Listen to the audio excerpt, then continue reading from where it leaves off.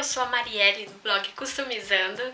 Nesse vídeo eu vou mostrar pra vocês como que eu customizei um carretel de madeira. Esses carretéis de madeira são usados para enrolar fios, cabos elétricos, eu não sei, alguma coisa assim, de construção. E se você encontrar um na rua, por favor, pegue ele e leve para casa, porque dá pra fazer muita coisa legal usando o carretel.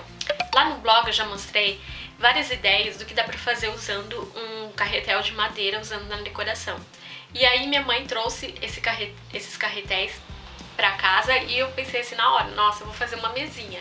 E hoje aqui no canal eu vou mostrar pra vocês como que eu transformei um carretel, na verdade eu usei 2 carretéis pra fazer uma mesinha aqui pro meu quarto. Então agora vocês vão ver o passo a passo de como foi transformar esse carretel numa mesinha e eu espero que isso inspire vocês a também reaproveitarem materiais, tá? Porque dá pra fazer muita coisa legal. Bom, como eu falei, a minha mãe que trouxe esses carretéis para casa.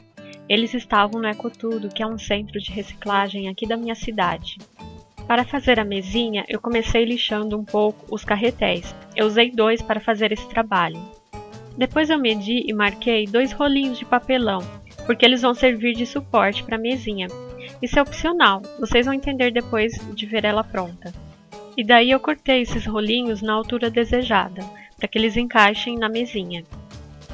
Eu passei cola para a madeira e colei um carretel em cima do outro. Assim a mesinha fica mais alta e eu ganho uma prateleira embaixo.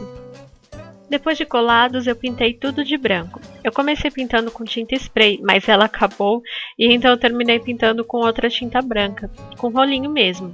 Eu usei uma tinta para artesanato e deu super certo. Pintei de branco os rolinhos de papelão também. E depois de secos, eu coloquei na mesinha, como vocês podem ver, apenas encaixando. Eu risquei a circunferência da mesinha num papelão redondo, desses de pizza mesmo, e então cortei do tamanho. Depois encapei com um tecido bem bonito. Eu usei um floral, que é o que combina com o meu quarto, mas você pode usar a estampa da sua preferência. Depois eu passei cola para a madeira no tampo da mesinha e colei esse papelão encapado por cima, para fazer o acabamento. Eu pressionei bem até colar totalmente. E minha mesinha está pronta. Gostaram? Eu não gastei quase nada para fazer e ela vai ser muito útil no meu quarto.